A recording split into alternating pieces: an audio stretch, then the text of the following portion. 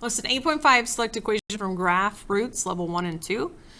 So number 1, all we're given is a picture of the graph, and then it's multiple choice of which factored form could go with it. So all you're doing is picking out where are the x-intercepts at, and we'll work backwards to figure out the solution. So we have x-intercepts at x equals -4, x equals -1, and x equals 3. So then remember, factors are the opposite. So when I have a factor of x minus 3, I set that to equal to 0, and I get x equals 3. This would be x equals 4, and this would be x equals 1. That does not match what I just said it should be having. Try the next one. This would be 3. I'm not going to write x equals anymore. -4 and -1. It would be that one. And so again, opposite signs. Where this was positive, now it's going to be x minus 3. Where these were negatives, now it's x plus those numbers. Pretty simple. Number 2, we've got -8, -3, and +8. Okay, so we know since we're getting an answer of -3, we need one of the factors to say x plus 3, not x minus 3. So we can automatically eliminate these two.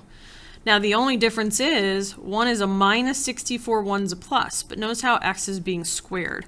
So if I were to solve, let's see this one, x squared minus 64, set it equal to 0, I would add the 64 over, making it positive, and I can square root a positive 64, and that gets positive and -8, which is what I needed. So it's this first one.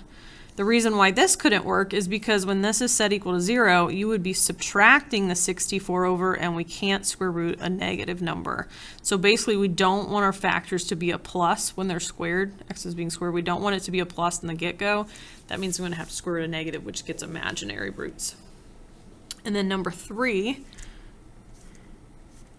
we have -4, 0, and 4.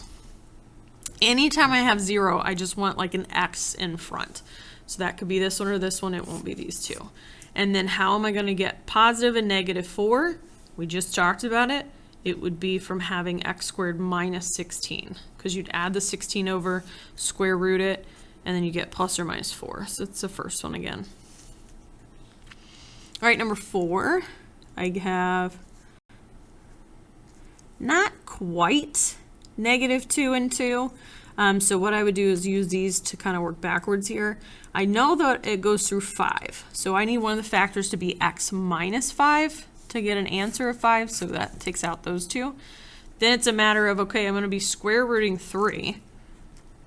So which sign do I want? I want the one that's minus. So that when I add it over, it's positive. When I square root 3, that's saying what number times itself is 3. It's about 1.7-ish, and I get positive and negative that. And that's what it looks like. I was almost to a -2. So it's this one. And then the last one.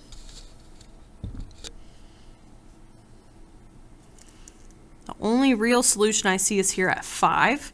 So I don't want the factors to be x minus 5. So that takes out these two.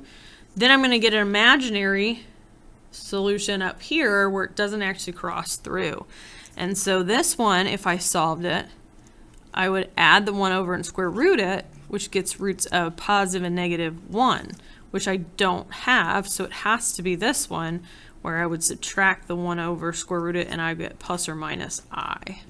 The imaginaries are something like this where they don't actually touch the x-axis.